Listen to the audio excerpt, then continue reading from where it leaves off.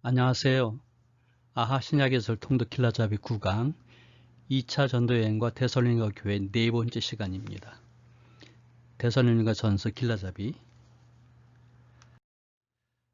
아시는 것처럼 9강은 모두 5개로 이루어져 있는데 첫 번째 2차 여행 경로 갈라디아 지방사역 했고요. 마게도니아 지방사역, 아가야 지방사역 했고 이제 거기에 근거해서 데살로니 전서를 소개하는 시간입니다.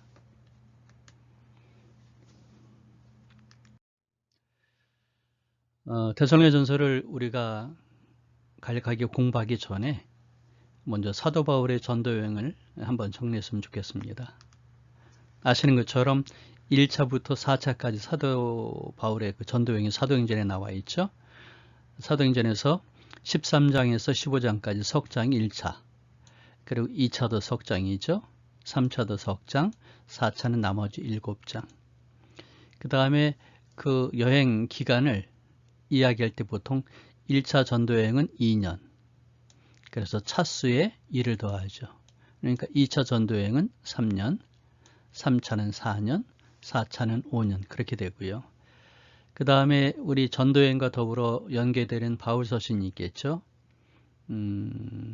그와 더불어서 이제 지역을 한번 정리해 보면 1차 전도여행은 갈라디아 지역, 2차는 마게도냐와 아가야 지역, 그리고 3차는 아시아 지역, 그리고 4차는 로마 지역인데 이 지역과 연관시켜서 이제 서신서들이 기록이 됐죠.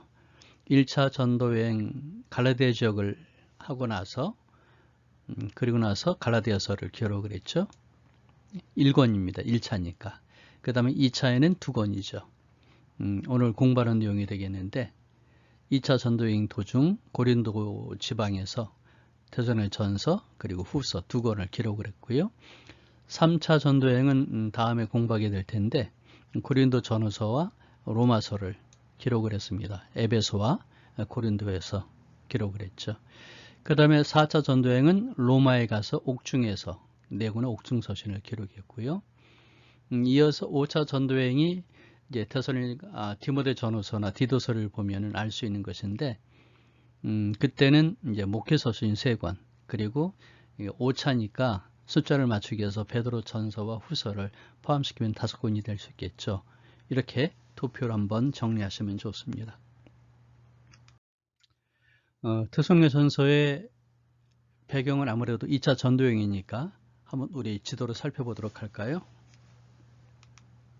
네, 수레의 안디옥에서 출발하는데 바나바는 구브로로 갔고, 그리고 바울은 길리기아 다소로 갔죠. 그리고 이어서 더베, 루스도라, 이고니온, 피시디아 안디옥. 거기에서 예수님과 성령의 그 인도하심을 따라서 드로아로 갔죠. 드로아에서 네아폴리, 빌립보, 그리고 암비볼리와 아볼로니아, 그리고 이어서 데살로니가 갔죠. 그리고는 빌립보, 베레아, 그리고 이어서 아덴, 그리고 고린도. 그런 다음에 귀환하는 길에 에베소를 들렀고, 그 다음에 가이사르 빌립보에서 내려서 예루살렘 교회 갔고, 그리고 안디옥으로 돌아옵니다. 이게 이제 특징적인 사안이 여기 있죠. 안디옥에서 출발하고요. 그 다음에 디모데가 합류하고, 그 다음에 드로아에서 마게도냐 환상을 보게 됐고, 그 다음 빌립보에서는 루디아 회심을 기록하고 있죠. 그리고 누가가 합류하고, 누가가 여기 이제 체류하게 되고, 데살로니가에 가서 3주간 회당에서 설교하고, 그 이후 이방인들을 대상으로 별도로 또 모임을 갖죠. 그 다음에 베레아에 갔는데 거기서도 좋은 결과가 있었는데 데살로니가 온 사람들이 또 폭동을 일으키죠. 그래서 홀로 피신했습니다. 아테네로. 그리고 고린도로 갔는데 여기에서 오랫동안 있게 되죠. 16개월 동안을. 18개월 동안 있게 되죠. 그 다음에 갱그라에 들러서 그래서 배를 타고 에베소로 가는데 그때 머리를 깎았다고 표현하고 있습니다. 자, 이 과정 속에서 이제 고린도에서 사도 바울이 데살로니가 전서와 후서를 기록하게 되죠. 자, 사도 바울의 그 여행의 흔적을 보기 위해서 이런 입체적인 지도가 좋을 것 같아요. 네, 구글 지도가 되는데 보시면은 여기가 네아폴리, 빌립보, 아볼로니아, 암비볼리, 그 다음에 아볼로니아 이렇게 해가지고 데살로니가, 항구 도시죠. 데살로니가. 산들이 무척 높아요.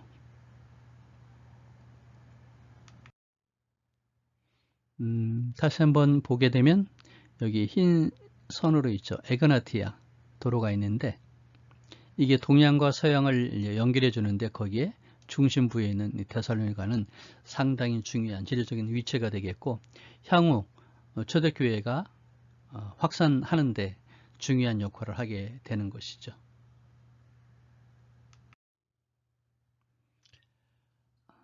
근데 바울이 데살로니가에서 베레로 갔다가 이렇게 배를 타고 아테네에 옵니다.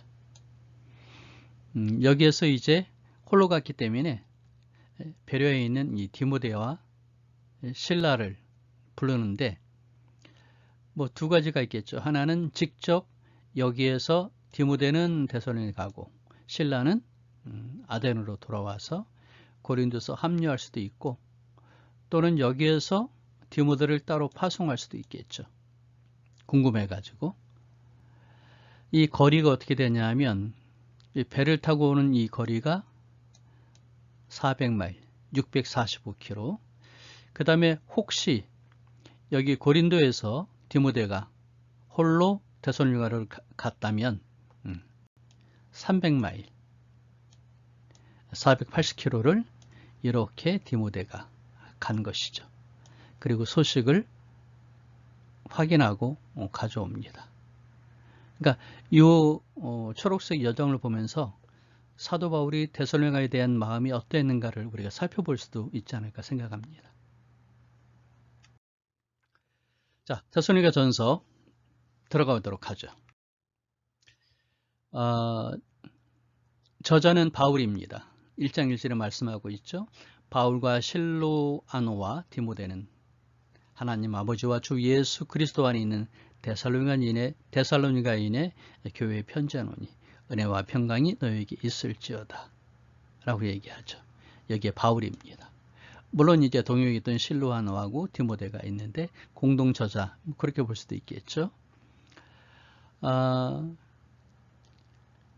이 본서에 담겨있는 이야기, 데살로니가 전서에 담겨있는 내용과 사도행전 17장에 있는 내용과 일치하죠. 그리고 이제 초대교회에서도 이 데살로니가 전서가 바울의 저작을 의심하지 않았습니다.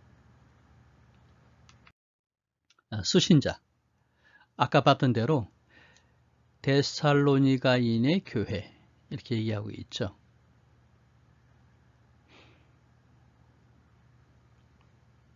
여기는 마케도니아의 수도였죠. 그 다음에 에그나티아 고속도로 중심지였고요. 2차 전도 여행 중에 설립을 했습니다. 수신자들의 특징은 뭐 본문 해설에서 다시 한번 다룰 수 있으니까 넘어갈까요? 기록 연대는 AD 51에서 52년경. 이때는 이제 2차 전도 여행 중이거든요. 고린도서 기록했다라고 얘기할 수 있습니다. 보시면 3장 6절에 지금은 디모데가 너희로부터 와서 너희 믿음과 사랑의 기쁜 소식을 우리에게 전하고 하는 걸로 봐서 고린도에 있을 때였다 라고 우리가 이야기할 수 있겠죠.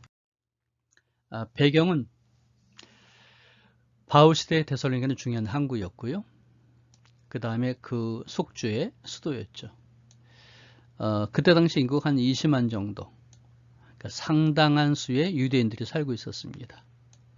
그러니까 데살로니가 교회는 유대인으로 이제 시작을 할 수 있는데 유대인들 가운데 상당수가 회당에서 거부반응을 일으켜서 별도로 이방인을 대상으로 사역을 하죠.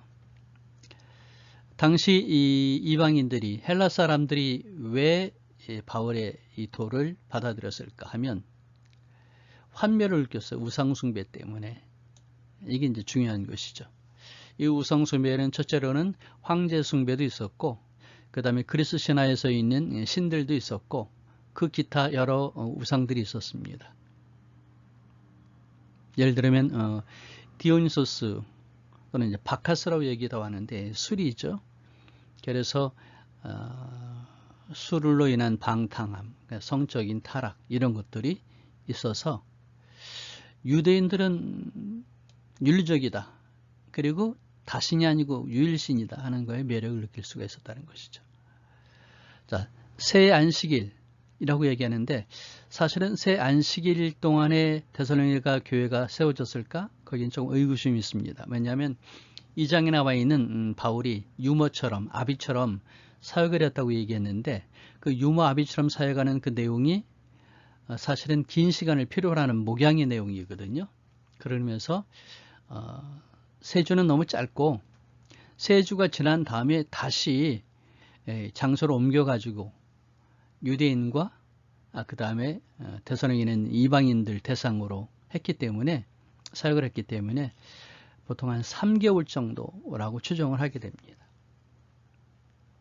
그런데 이 핍박 속에서도 믿음을 지켜서 본이 되는 그런 특징을 갖고 있죠. 이것이 이제 바울 사도를 기쁘게 했고요. 자, 기록의 목적은 세 가지로 구분해 볼 수 있습니다. 첫째, 데살로니가 성도들의 이 믿음을 칭찬했죠. 그 다음 거기서 멈추는 게 아니라 진보를 이루어라. 그러면서 특별히 데살로니가 교인들이 아마 질문했던 것 같아요. 죽은 자들에 대한 순교한 이들에 대한 생각이 있어서 아마 질문했겠죠. 그래서 예수님의 부활과 재림에 대한 얘기를 하면서 종말론적인 삶에 대한 교훈을 바울이 주었다라고 얘기할 수 있습니다. 우리가 전체적인 내용을 다 다루기는 어려우니까 세 가지만 한번 살펴보도록 할까요? 그 첫 번째, 유모 아비처럼 있습니다. 2장 7절 8절에 보면 너희 가운데 유선한 자예요. 유선한 자가 되어 유모가 자기 자녀를 기름과 같이 하였으니 우리가 이같이 너희를 사모하여 하나님의 복음뿐만 아니라 우리의 목숨까지 너에게 주기를 기뻐함은 우리가 사랑해서 그런다. 이게 핵심은 유모와 사랑이죠. 근데 여기서 유순한 자라고 하는 얘기는 이제 상급자가 하급자에게 너그럽게 대한다. 억압적이지 않고 그런 의미를 담고 있거든요. 여기 유모라는 말은 어떻습니까? 내가 낳지는 않았지만 어머니의 모습을 가졌다. 그런 얘기가 되겠죠. 그리고 이 특징은 사랑이라고 하는 것입니다. 사랑. 사랑을 이야기할 때 뭐 아가페 사랑, 그 다음에 에로스의 사랑 그런 얘기도 할 수 있겠죠. 하지만 달리 좀 살펴보면 어떨까요? 이것은 우리가 이제 교훈도 받을 수 있어야 되니까요.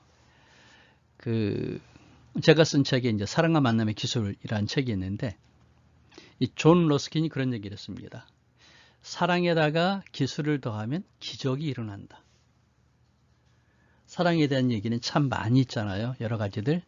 그런데 사랑을 표현하지 않으면 사실은 이 사랑을 소유욕으로 생각하면 그럼 망가지는 것이고 사랑은 날개를 달아주는 것이다 라고 얘기하는데 거기엔 기술이 필요하죠.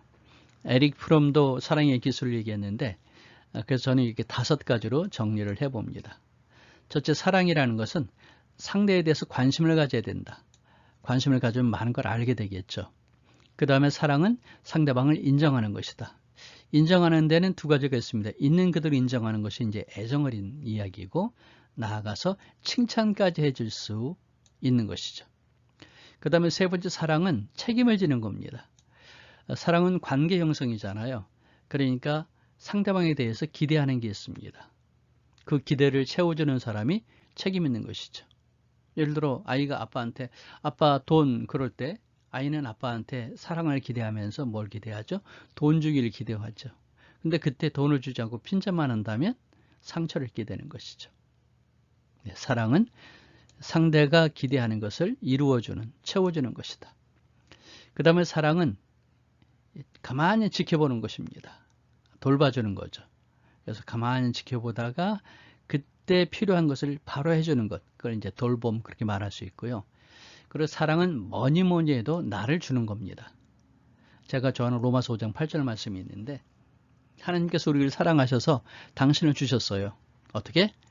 독생자 예수님을 우리 죄를 위하여 죽게 하심으로, 물론 나아가서 부활하게 하심으로 우리에게 또 부활의 큰 능력도 허락해 주셨는데, 그렇게 주시는 거죠. 자기의 가장 귀한 것을 상대방이 꼭 필요할 때 주는 것, 그게 이제 헌신이라고 말할 수 있죠. 이 내용을 이렇게 사랑과 만남의 기술, 이 책에 아주 자세하게 설명해 놨거든요. 이 책을 보시면 좋을 것 같아요. 두 번째, 너희도 아는 바와 같이 우리가 각 사람에게 아버지가 자기 자녀에게 하듯 권면하고 위로하고 경계한다 라고 얘기하는데, 권면은 해야 할 일을 가리키는 거죠. 그래서 이제 저는 이걸 교훈 그렇게 얘기합니다. 교훈, 교육 그렇게 말할 수도 있겠고요. 위로는 교육받은 것을 지속적으로, 교훈받은 것을 지속적으로 실천해야 되는데 그게 그렇게 쉽지 않잖아요. 롤러코스터처럼 올라갈 때도 좀 내려갈 때도 있죠. 그때 낙심하지 않도록 위로해 주는 것, 이건 이제 상담이라는 기술을 표현할 수 있게 되겠죠. 세 번째, 이제 경계라는 것은 뭐냐면 경계, 훈계, 훈련 그렇게 표현할 수 있죠. 그래서 몸에 체득하도록, 그걸 이제 훈련이라고 말할 수 있거든요. 뭐 우리 요사의 교회에서는 제자훈련 그렇게 표현할 수 있게 되겠죠. 그래서 사도 바울이 데살로니가 교회를 향하여 목양했던 것은 관계 형성 가운데 유모처럼 그리고 아비처럼 한 것인데, 이 유모와 아비 같은 모습을 어떻게 해야 될까? 우리가 실천해 나간다면 어떻게 해야 될까? 해서 제가 쓴 책이 여기 유모와 아비처럼이라는 책이 있습니다. 근데 시중에 이 책들이 지금은 품절돼 있어서 구하기 어렵죠. 그래서 보시면 다음 카페 청선교 선교회에 가보시면 선교회 출판 도서 폴더가 있거든요. 거기 PDF로 두 책이 올려져 있습니다. 무료죠, 물론. 그래서 여러분들이 참고해 보시면 제가 참 기쁘겠습니다. 왜요? 주는 사랑이니까요. 자, 두 번째, 5장 1절 2절이 있는 말씀이죠. 형제들아, 때와 시기에 관하여는 너에게 쓸 것이 없으면 주의 날이 밤에 도둑같이 이룰 줄을 너희 자신이 자세히 알기 때문이라 해서 여기서 주의 날이 나옵니다. 주의 날. 주의 날이 예수님이 다시 오시는 재림의 날을 말하는 것이죠. 왜 이런 일이 있었을까 하면, 아마 당시에 이제 그 박해 가운데에서 순교한 이들이 있었을 거예요. 근데 그들에 대한 그 다음 일이 어떻게 될지 궁금한 거죠. 이 믿음이 아직은 크게 성장하지 못한, 이 교훈이 풍성하지 못한 이 교회에서 궁금해하는 것입니다. 그때 이제 사도 바울이 편지로 이걸 소개해주고 있는 것이죠. 자, 이 5장 1절부터 11절까지 있는 내용들을 우리가 좀 간략히 살펴보면, 첫 번째, 주의 재림의 날, 성경은 뭐라고 얘기할까요? 아주 다양하게 표현하고 있습니다. 주의 재림의 날에 대해서. 5장 2절은 주의 날 그랬는데 5장 4절에서는 그날 그랬고요. 히브리서 10장 25절에는 그날, 고린도서 5장 5절에는 주 예수의 날, 고린도서 1장 8절에서는 우리 주 예수 그리스도의 날, 그리고 이제 데살로니가전서 4장 15절에서는 주 강림하실 때, 빌립보서 1장 10절, 2장 10절은 그리스도의 날, 요한복음 6장 39절에서는 마지막 날, 유다서 1장 6절에서는 큰 날, 에베소서 4장 30절은 구속의 날, 나아가서 구약에서는 그날 혹은 여호와의 날 이렇게 묘사하고 있거든요. 다 같은 얘기입니다. 같은 얘기. 자, 근데 이게 어떻게 보면 호련이 온다고 그랬어요. 호련이. 도둑같이. 그래서 도적같이 호련이 온다. 알 수 없다는 것이죠. 갑자기 온다는 거죠. 그런데 중요한 것은 우리 신자들은 이 호련이가 문제가 없다는 거예요. 왜냐하면 우리는 어두움의 자식이 아니고 빛 가운데 있기 때문에 빛 가운데에는 나처럼 다 드러나 있잖아요. 그래서 비신자들은 어둠 가운데 있으니까 호련히 모르지만 우리들은 충분히 알 수 있다. 그러면서 이제 데살로니가 성도들에게 그리스도의 오시는 그날을 소망해라. 이 소망이 이 믿음을 진작시켜주는 중요한 것이거든요. 그래서 그 소망을 가져서 어떻게 할까?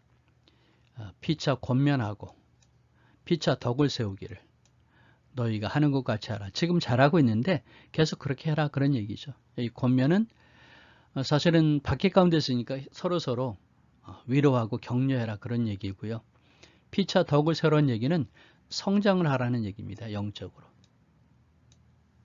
그래서 지금 이 시대에도 우리가 재림날을 기억하면서 성도들이 모여서 함께 위로하고 격려하면서 말씀을 공부하면서 영적으로 성장하고 교회가 성장하는 것, 그게 우리가 해야 할 일이라는 것이죠. 자, 세 번째, 우리가 너무나 잘 아는 말씀이죠. 5장 16, 17, 18절. 항상 기뻐하라. 쉬지 말고 기도하라. 범사에 감사하라. 이것이 그리스도 예수 안에서 너희를 향하신 하나님의 뜻이니라. 이게 항상 기뻐하라는 얘기는 뭐냐 하면 당시 핍박을 받고 있잖아요. 뭐 그래도 간간히 어떤 기쁨을 얻을 수는 있겠어요. 하지만 더 많이 어렵고 힘든 일이 있을 그때에도 기뻐해라 하는 얘기입니다. 이건 뭐냐면 주 안에서 누리는 기쁨을 말하는 거죠. 이게 쉬지 말고 기도해라 하는 것은 시간을 얘기하는 게 아닙니다. 부단히 하나님을 의지하는 자세를 가져라. 기도하는 마음으로 하나님께 나아가라 하는 이야기를 말하는 거죠. 그 다음에 범사에 감사하라 하는 것은 사실은 데살로니가 성도들이 힘들고 어려운 상황이니까 모든 상황과 환경에서도 이미 영원한 천국을 소유했기 때문에 감사해라 하는 얘기죠. 자, 근데 하나님의 뜻이니라 이것이 조금 어려워요. 하나님 뜻이 뭐냐? 기뻐하고 쉬지 말고 기도하고 범사에 감사하는 것이냐? 물론 그렇습니다. 하지만 여기에서 하나님의 뜻은 뭐냐 하면 4장 3절에 언급된 것처럼 앞에 언급됐는데 거룩해져라 하는 얘기예요. 이렇게 항상 기뻐하고 쉬지 말고 기도하고 범사에 감사함으로 우리가 성숙해진다. 그렇게 해서 거룩한 백성이 된다. 그 얘기가 된다는 거죠. 그래서 우리가 이 세 가지만 생각하면 안 됩니다. 이걸 통해서 주의 날에 재림의 소망 속에서 우리가 거룩하게 살아가야 한다 하는 이야기로 전체를 품어야 된다는 얘기입니다. 영적으로 성장하고 그리고 믿음을 실천하는 것. 그게 데살로니가 교인들이 해야 할 일이었고 우리가 좀 해야 할 일이라는 것이죠. 자, 본문에 대한 몇 가지 우리가 살펴봤습니다. 이제 이 내용을 우리가 다시 한번 정리했으면 좋겠는데 그러기 위해서는 데살로니가 전서에 많이 나오는 단어들을 한번 찾아봐야 되겠죠. 네, 글씨 큰 거. 하나님, 주님, 예수, 형제 있죠. 자, 제일 많이 나오는 것이 뭡니까? 이건 이제 잉글리시 스탠더드 버전에 있는 거 가지고 돌린 건데요. 네, 하나님이 36번, 주님이 24번. 그 다음 많이 나온 것이 브라더죠. 형제. 서로 그런 얘기 나오고 있죠. 그 다음에 예수님. 주의 날의 핵심이 예수님이 되니까요. 예수님. 그리스도. 자, 그 다음에 믿음. 아버지. 사랑. 수고. 거룩함. 복음. 오심. 예, 행하라 하는 얘기죠. 우리가 데살로니가전서를 읽으실 때 이 단어들을 염두에 두시면 좋습니다. 그래서 읽으실 때 밑줄 그으시면 더 좋을 수도 있겠고요. 몇 번 나오는지 한번 살펴보십시오. 이 전체 구조를 보기 위해서 이 키아즘이라고 해서 샌드위치처럼 생긴 것이죠. 이 구조가 참 재미있기도 하고 도움이 됩니다. 좀 더 복잡하고 어려운 것들이 있는데 이 5장 전체에 여러 개의 키아즘이 나오거든요. 하지만은 우선 요 한 가지만 보면, 자, 처음에 인사합니다. 은혜로. 그 다음에 은혜에 맡기는 기도를 하게 되겠죠. A. 그래서 우리가 여기를 읽을 때는 이거를 생각하는 겁니다. 그래서 여기에 이제 가장 중요한 것이 뭐냐면 핵심이 F. 소망이 든든히 서는 겁니다. 무슨 소망이요? 예수님이 다시 오시는 그날에 대한 소망. 그래서 데살로니가 전서는 주의 날에 대한 소망이 키가 되는 열쇠가 되는 거죠.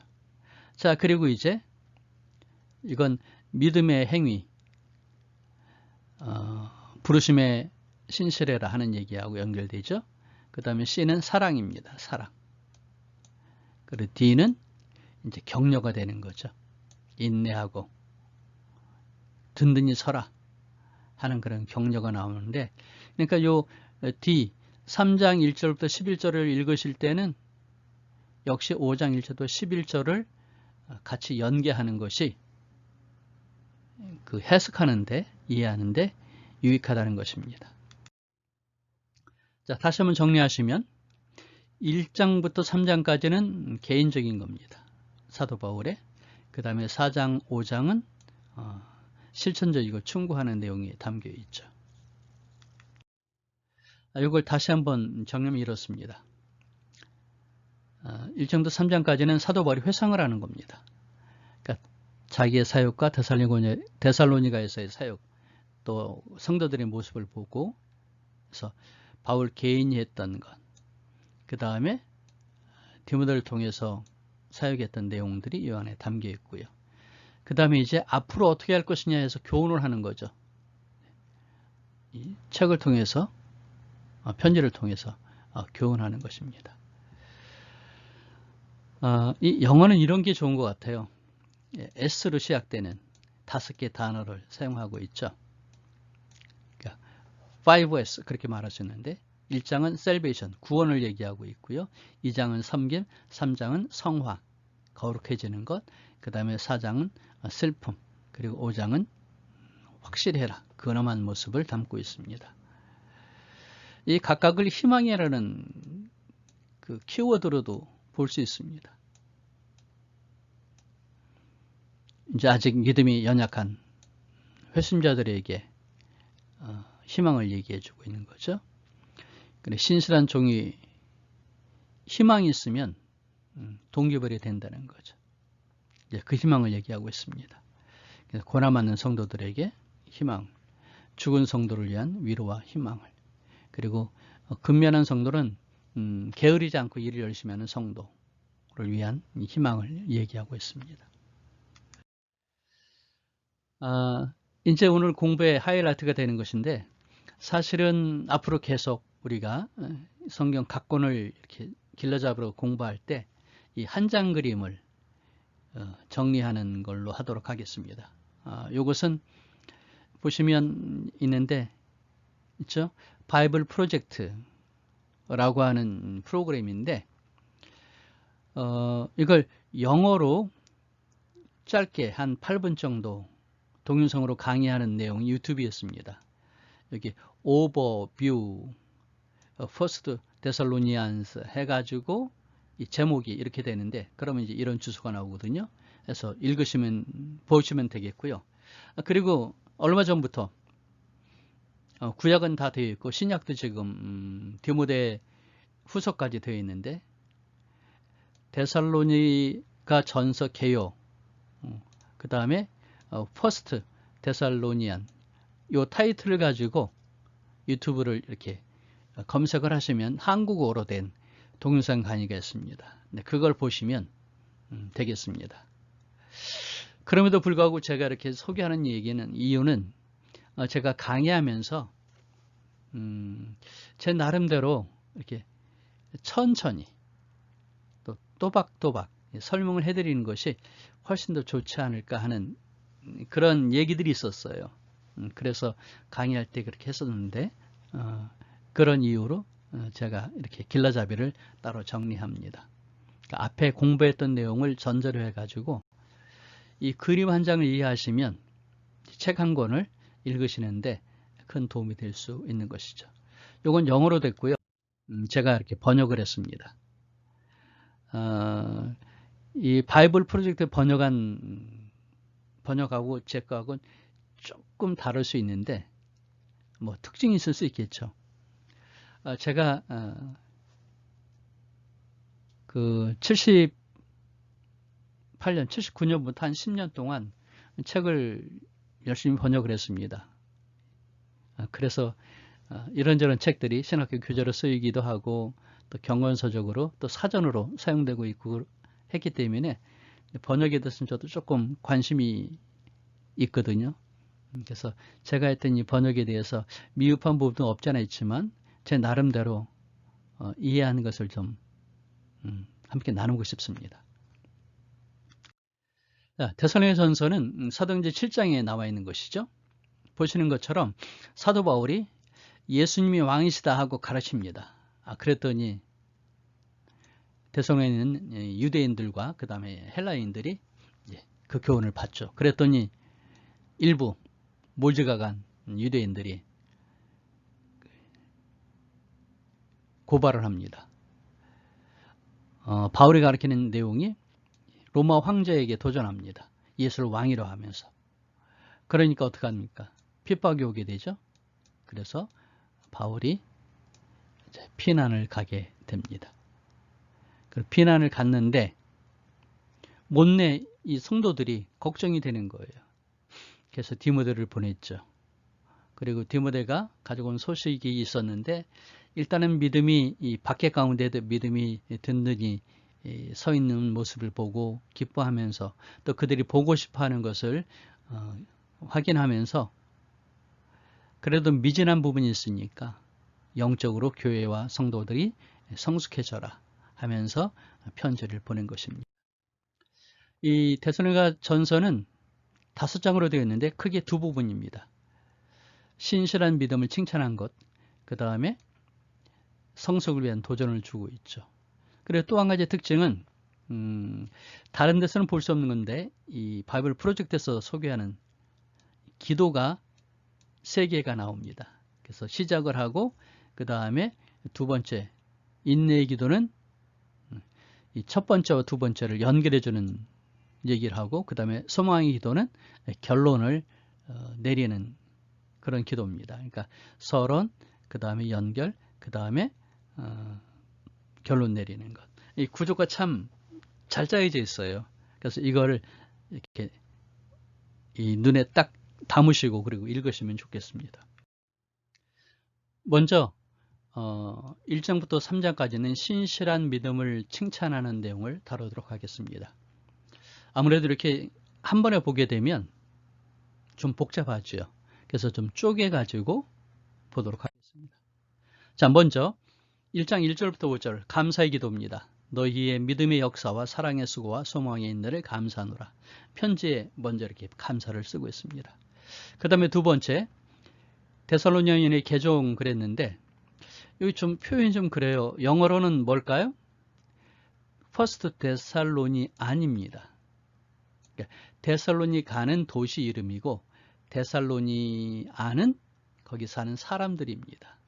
우리 이제 성경에서는 데살로니가인 그렇게 하기도 했는데 영어로는 이렇게 표현할 수 있다는 얘기죠. 여기에서 개종 얘기 나오죠. 너희가 어떻게 우상을 버리고 하나님께로 돌아와서 살아계시고 참되신 하나님을 섬기는지와 그의 아들이 하늘로부터 강림하실 것을 너희가 어떻게 기다리는지를 말하니 그러니까 믿음의 내용들이 담고 있는데 그 내용이 뭐죠? 우상은 일단은 제우스 신을 섬기기도 하고 그 다음에 또 뭡니까? 황제를 섬기기도 하고요. 요건 이제 다른 신들이 되겠는데 디오니소스 아십니까? 뭐 바카스의 신 그렇게 표현하기도 하죠. 술을 관장하기도 하는데 그로 인해서 이제 여러 가지 문제들을 이제 일으키기도 하죠. 특별히 이 남자의 성기를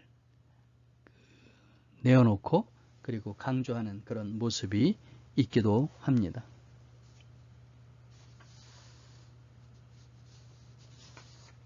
그래서 보면은 번영, 힘, 성장, 긍정, 생식 이런 걸 함축하고 있거든요. 그러니까 데살로니가 사람들은 이 종교 영향을 받아가지고 술을 탐닉하고 무분별한 성행위를 일삼았던 것이 있습니다. 아무튼 이러한 것들로부터 이제 돌이켜서 함께 모여 예배하고 떡을 떼는 모습을 갖고 있는 내용을 사도 바울이 칭찬해 주는 겁니다. 자, 2장 1절부터 12절에 보면 데살로니가에서의 바울의 선교 사역을 이야기하는데 특별히 얘기하죠. 우리가 이같이 너희를 사모하여 하나님의 복음뿐 아니라 우리의 목숨까지 너희에게 주기를 즐거함은 너희가 우리의 자랑하는 자 됨이니라 라고 얘기하고 있죠. 이러면서 바울이 자기의 선교 사역을 얘기하면서 자기 입장을 얘기해 주는데 그리스도인의 이 지도자로서의 리더십을 얘기합니다. 건강한 관계와 겸손한 사랑의 섬김이다 얘기해 주면서 비유로 이렇게 유모, 그 다음에 아비 그런 모습을 얘기하죠. 이전 사랑의 교회 목사님이셨던 오카노 목사님이 했던 얘기였습니다. 네, 그리스도인의 리더십은 두 가지를 가지고 있는데 하나는 모성적인 리더십, 또 하나는 부성적인 리더십이다 하는 얘기를 하신 적이 있어요. 아마 이 본문에서 유추하신 것 같아요.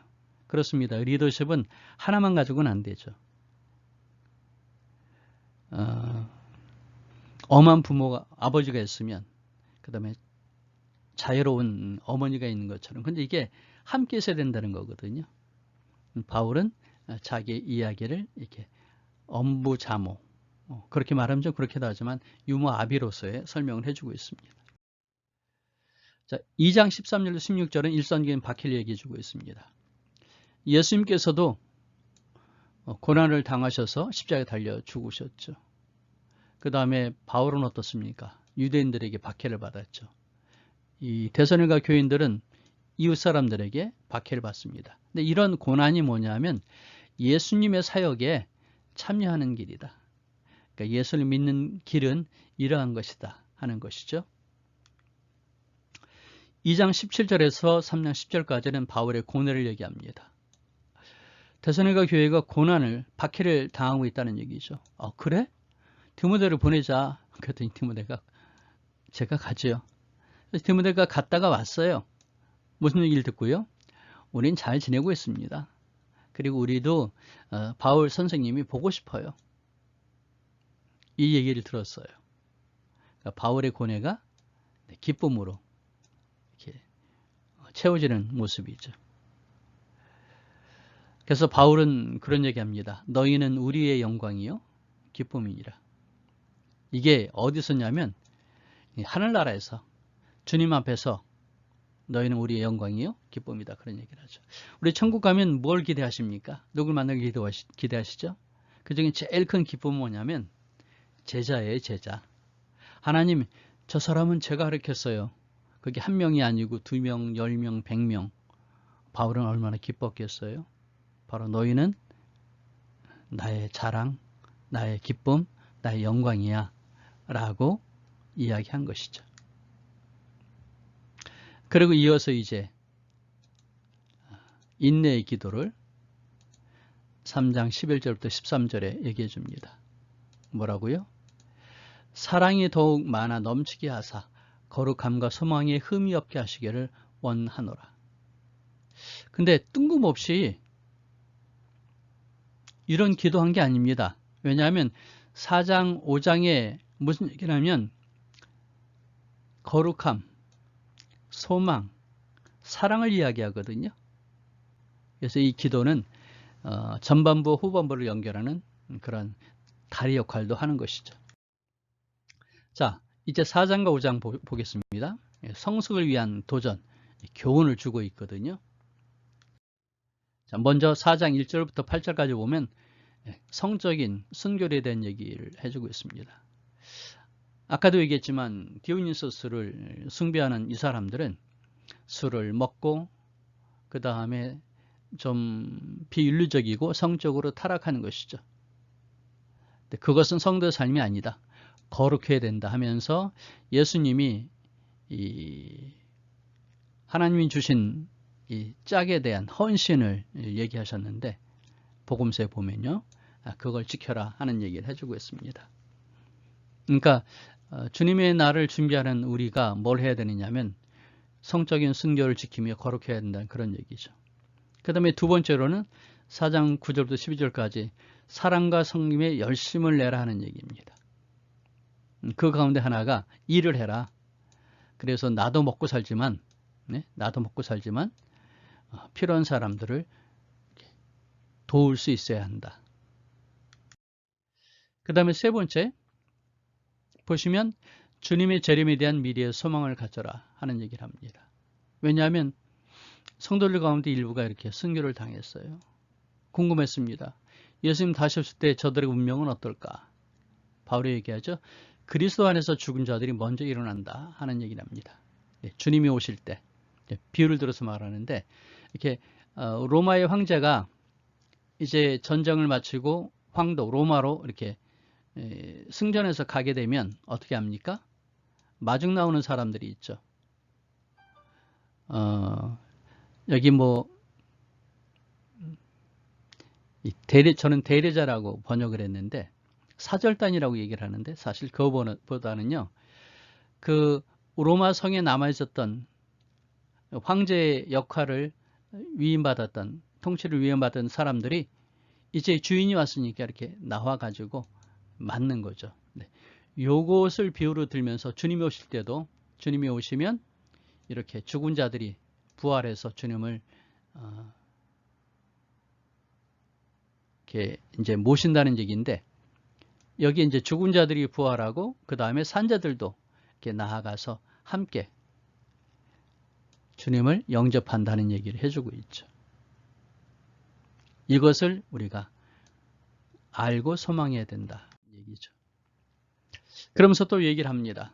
로마가 말하고 있는 얘기 뭐죠? 평화와 안전 그러는데 우리 팍스 로마나라는 말 알잖아요. 로마의 평화. 그건 뭐죠? 무력으로 되어지는 것인데 바울은 그렇지 않습니다.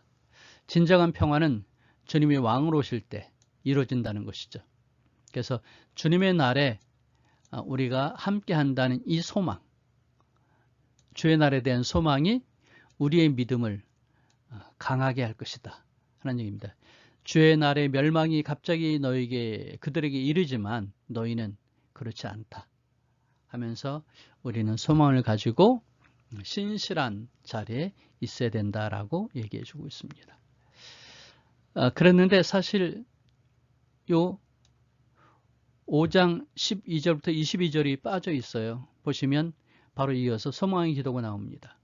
5장 23절부터 28절까지 예수 그리스도께서 강림하실 때 하나님이 친히 너희를 온전히 거룩하게 하시기를 원하노라 하고 이제 마무리하는데 이 얘기는 아까 우리가 봤던 그 16, 17, 18절에 남아있는 그 얘기들과 마찬가지인데 우리가 영적으로 성숙하자 그렇게 하기 위해서는 몇 가지 교훈들이 담겨 있는 것이죠. 근데 요거를 다음에서 볼 수 있습니다. 우리가 제자로서 예수님을 따른다는 건 뭐냐면 3일 방식이 있어서 우리의 반대되는 사람들 상대적인 문화 그러니까 데살로니가 교인들이 대하는 데살로니가의 이교적인 그런 문화들이 있죠. 그 문화들에 대응해서 거룩하게 사는 것이다 하는 얘기죠. 근데 거룩하게 사는 것은 뭘까요? 핍박했으니까 미움이 있잖아요. 핍박하니까 그들이 미워지는데 미움 말고 사랑과 관대함으로 대하라는 것. 이게 정말 세상 방법에 반대되는 거잖아요. 그리고 다시 오실 예수님의 왕국에 대한 소망. 이걸 우리가 가지고 살아가는 것. 이게 이제 데살로니가 전설을 통해서 우리에게 주어지는 교훈이거든요. 그래서 데살로니가 전설을 우리가 얘기할 때는 세 가지의 단어가 있는데 거룩, 그리고 사랑, 그리고 소망. 이 세 개로 데살로니가전서의 그 교훈을 정리해 볼 수 있습니다. 이런 정도의 이해를 가지고 우리가 데살로니가전서를 읽으면 큰 유익이 있게 될 것입니다. 자, 이 그림을 다시 한번 상기해 보실 수 있겠죠? 네. 이제 강의는 여기까지 하고요. 이번 강의를 돕기 위해서 다음 카페 청소년교육선교회 보시면은 거기에 오늘 강의의 PPT를 PDF로 이렇게 소개하고 있고요. 그 다음에 사랑의 기술, 그 다음에 예수 재림의 시기와 대망에 대한 얘기, 그리고 데살로니가와 데살로니가 교회에 대한 좀 더 자세한 내용을 이렇게 올려놓았습니다. 강의 자료로. 그 다음에 아까 얘기했던 사랑과 만남의 기술하고 유마비처럼 있는 책자도 이 카페에서 구하실 수 있습니다. 무료로. 혹시 강의와 더불어서 자료 구입이나 또는 교회에서 강의하는 것을 원하신다면 저에게 전화 주십시오. 휴대폰 번호고요. 이메일 주소고요. 그리고 이 사역에 함께 동참하기를 원하신다면 함께 후원하셔도 큰 힘이 되겠습니다. 함께 해주셔서 감사드리고요. 우리는 다음 강의에 또 만나도록 하죠. 감사합니다. 샬롬.